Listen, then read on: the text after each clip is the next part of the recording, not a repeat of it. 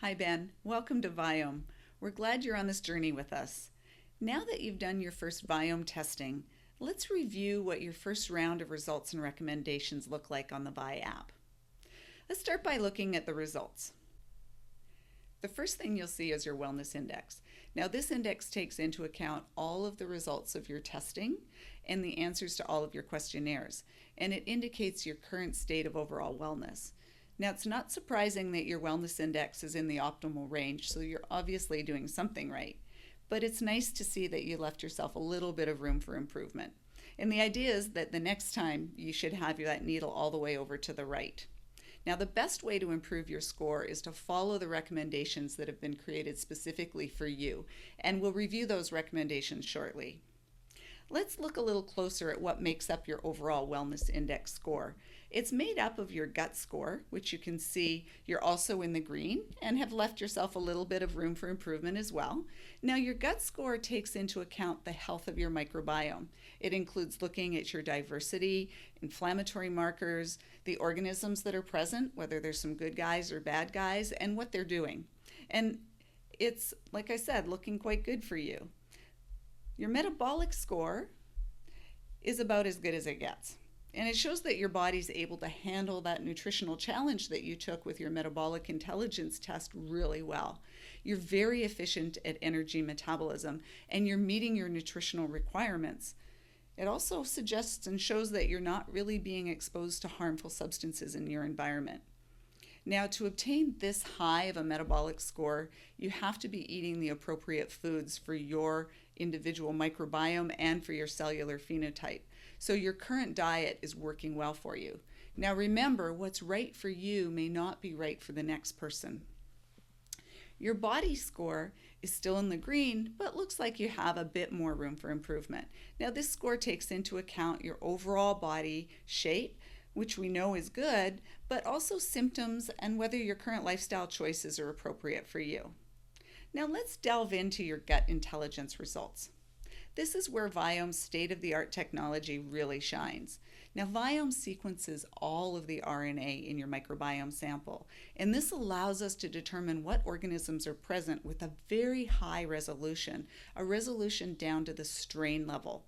We can also see all organisms, all bacteria, archaea, eukaryotes, and viruses.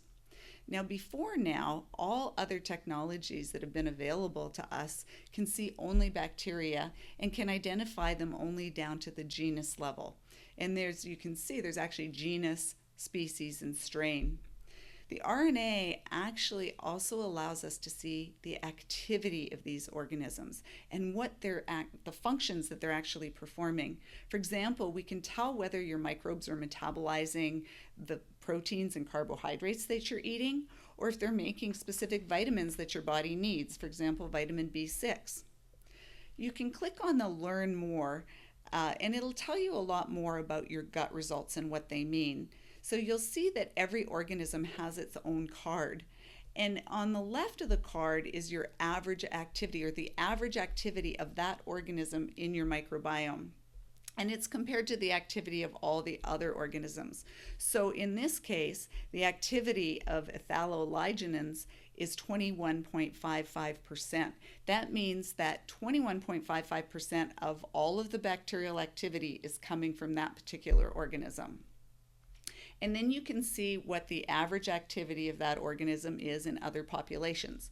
You can see it in the everyone population, which includes all of the people that have ever had Viome testing, and you can see it compared to a healthy population, which is actually a group of people that have met very rigorous criteria for what we consider healthy. So they need to have had normal body weight, they can't have had any illnesses, they can't have any symptoms, they shouldn't be on any medications, and they can't have had antibiotics in the past year, since even a single course of antibiotics will affect a person's microbiome for up to a year after taking them.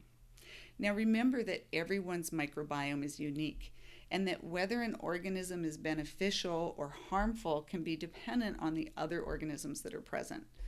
But looking at the difference in activity of an organism and comparing it And seeing the difference between healthy and the everyone populations can give you a sense of whether that's a good guy or a bad guy, and and its effect in the microbiome. To finish up, you can see the little icons at the bottom. These will indicate, if you see them on the card, they'll indicate whether it's a good guy, whether it's a probiotic bacteria, or whether it's a rare bacteria. And we'll look at this in a little bit more detail. So getting back to the My Gut, you can see the different categories at the top, the archaea, the bacteria, the eukaryotes, and the viruses. And you can actually explore each of these at different levels. So you can look at the phylum level, which is a very high level. You can explore at the genus level, which is what we mentioned most other people do. You can get down to the species and the strain level. So the first thing I want to point out in your microbiome is that you have something unusual. You have 3 species of archaea.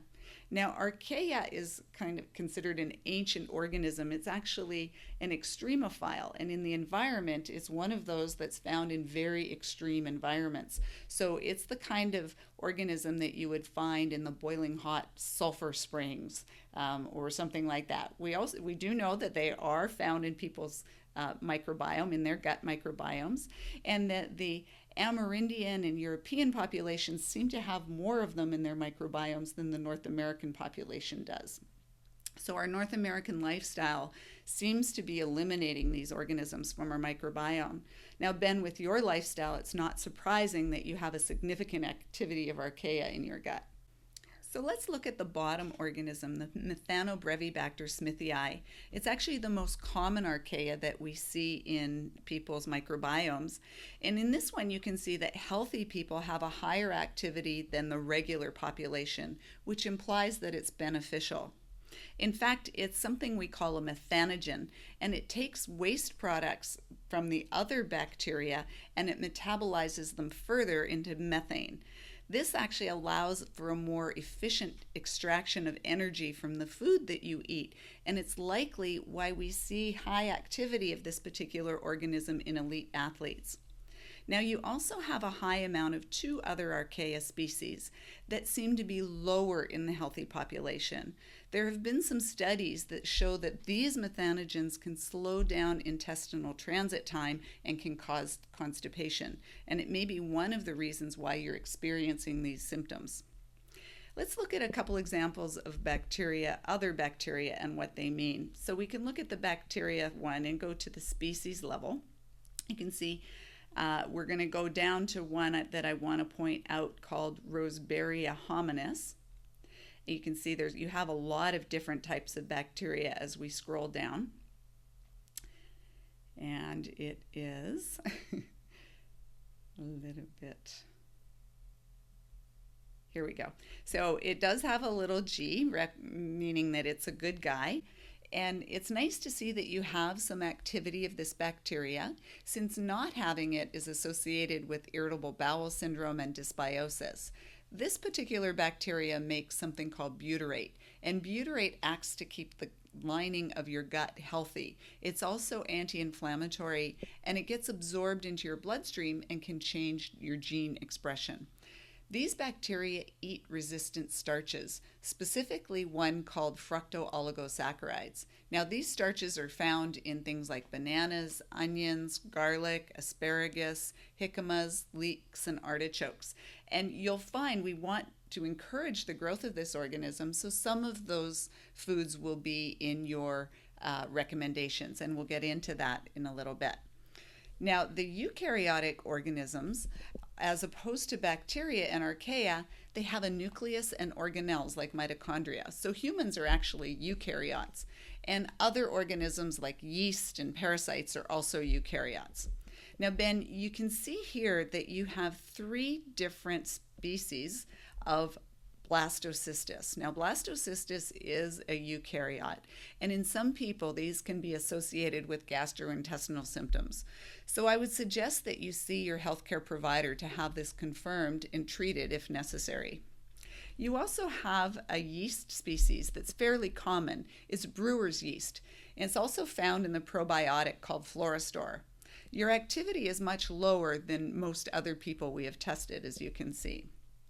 Now, one of the reasons that you might have lower amounts of that Saccharomyces cerevisiae is that when we look at the viruses, one of the species of your viruses is called Saccharomyces 20S RNA narnovirus, and this actually infects Saccharomyces.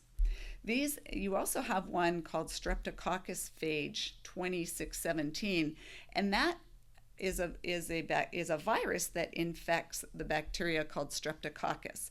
So collectively, these are known as bacteriophages, and they play a big role in shaping your overall microbiome, since when they infect these bacteria, they often kill them.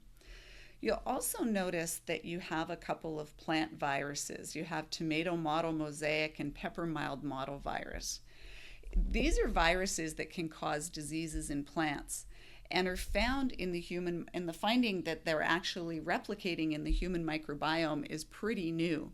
No one's ever looked at this before, so not as much is known about their effect. But we do know that some of these viruses, for example, the pepper mild mottle virus, can cause immune reactions in people and symptoms like itching, fever, and stomach pain. Now, following the activity of these viruses over time will be really important to see how, by supporting your microbiome, by following your personalized recommendations, how we will affect those viruses. Diversity is another very important measurement. The graph here shows both richness and diversity. So richness is the total number of species of bacteria that are present in your microbiome, and diversity is the amount of each of these species. So for example, you could have 100 different kinds of bacteria that are active in your gut. This would be the richness. Now, of those 100, you could have 100 of one of them and only one of all of the others, which would be a low diversity. Or you could have 100 of all of them, which would be a high diversity. Now, high diversity is associated with a very healthy microbiome, and thus your overall wellness. So you want to aim for as high a diversity as possible. And you can see even in the healthy population, when you compare yourself, you're on the very highest end of the diversity of the people we've looked at. And obviously, when we compare the everyone population, everyone has more people have a lower diversity. By looking at the good guys, you can see if you have any of bacteria that we consider very healthy. Remember that this list is not complete and that you're going to have many other good guys in your gut that don't show up on this list. You can also see if you have any probiotic organisms in your gut. Now, these are ones that are found in commercially available probiotic supplements. So you can check and see if what you're taking is actually active in your gut. And in your case, you only have one of them, called Enterococcus faecium, which is, of course, since it's a probiotic, it's a good guy. MyRNA shows the amount of human RNA in your microbiome sample. Now, this usually comes from the cells that are lining your gut. So if there's inflammation or an infection, more cells will be shed and there will be more human RNA. You can see that you have an average amount of human RNA, so you don't have any high amount of inflammation present in your gut. The rare bacteria show the organisms that are active in your microbiome but have low or no activity in the majority of the population. So everybody is going to have some rare bacteria, since we all have microbiomes that are really as unique as our fingerprints. In fact, there's actually no one species that's been found in every single person tested. Now let's go back and look at your personalized recommendations. These recommendations are determined specifically for you. They're based on the results of your GI testing, your MI testing, as well as the answers to your questionnaires.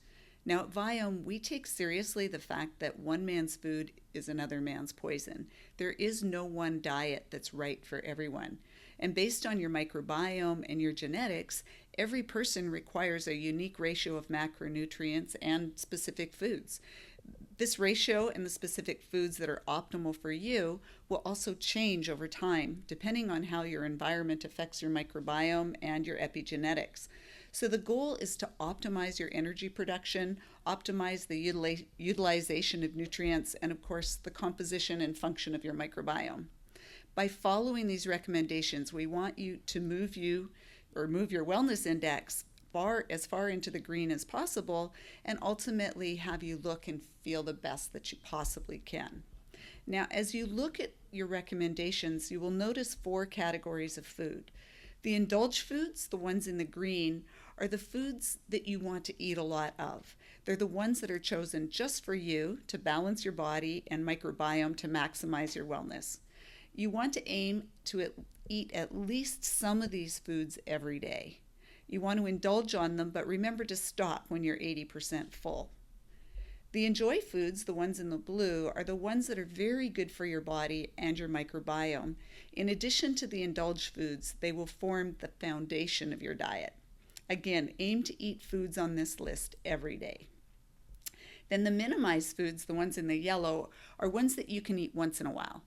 They're okay for you, but they're not really going to be supporting your body to reach optimal functioning. You can eat them once in a while, but you should limit the amount you eat to a couple or a few times a week. The avoid foods now are, on the other hand, the ones in the red are the ones that are harmful to you and your microbiome. You want to do your best to completely avoid them and replace those foods with the indulge and the enjoy foods. Now, on the overview page, you're going to see a summary of your recommendations. There will often be some specific interpretations and suggestions at the top. And in your case, Ben, you see a description of some of the concerning organisms in your gut. Keep an eye out, as these will be continually updated as time goes on. The next thing you will see is what type of metabolizer you are, and then the macronutrient ratios that will optimally support your individual metabolism to make your metabolism the most efficient it can be. And in your case, you're already an efficient metabolizer, Ben. So these are your macronutrient ratios that you want to follow. And in your case, you'll need a higher amount of protein and good quality fats than a lot of other people do. So it looks like you've already been eating a diet that's pretty close to what your body needs. Now, despite that, it's still important to listen to your body and to monitor how you feel. Pay attention to your hunger level, your energy, and your mood 1 to 3 hours after eating. If you're eating the appropriate foods according to your recommendations, you should feel great on all of those levels and not be hungry. If you don't, you need to adjust your ratio slightly. If you're under significant stress on any particular day, you may need to add more protein and fat for that day. Now remember that fat has more calories, or is more calorie dense than proteins or carbohydrates. And also that most foods often contain some fat. So when you look at the actual volumes of food on your plate, it will look like this. The majority of the volume will actually still come from non-starchy vegetables. Now, if you know that you're allergic to certain foods, that will take precedent over the other foods in your recommendations. So you'll still want to avoid those foods, even though they may be on your enjoy list. Now, how you prepare your foods, you can see at the end of the tab there, is also really critical. You will find some tips here under food preparation.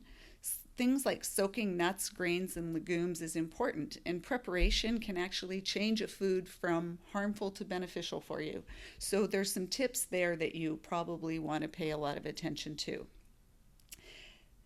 As we go back, you can see a breakdown. So from the overview, you can see a breakdown of the foods under the larger macronutrient categories. So you can see that carbohydrates are made up of grains, vegetables, fruits, and then beverages, salt, and sweeteners are also under carbohydrates. If we go back to the vegetables, you can see that there's certain foods in your indulge list that will be beneficial for that species we discussed in your results, the Roseberry hominis, and that was a little bit low in you. So we've included those in your indulge category, so artichoke and asparagus specifically for that microorganism. You can also explore other types of food in the same category, so the fruits and beverages, and you can see the fats, which is made up of nuts and seeds, and also oils. So things like coconut oil, flax oil, and olive oil will be very beneficial for you, as well as you can eat most of the other oils. You can look under proteins, which are made up of meats, seafood, legumes, dairy, and then other types of protein. And then the foods to avoid, this list of foods to avoid contains foods such as sugar, candy, and white bread that are harmful to everyone, as well as specific foods that you should avoid. But some of those foods may be okay for others. And in your case, it seems like dairy products are on that list, that other people would be fine with dairy products. So this is a brief overview of what Viome is currently offering. Remember that we're on a journey together, and your recommendations and interpretations will continue to be refined and delivered to you. Stay tuned for more from Vi, our intelligent interactive chatbot, and a whole lot more explanations for each food and organism, as well as specific supplement recommendations. The critical thing will be to follow how your microbiome and wellness index change over time as you follow the recommendations. We're glad that you're on this journey with us to use the power of molecular biology and artificial intelligence to truly create personalized wellness. Thanks.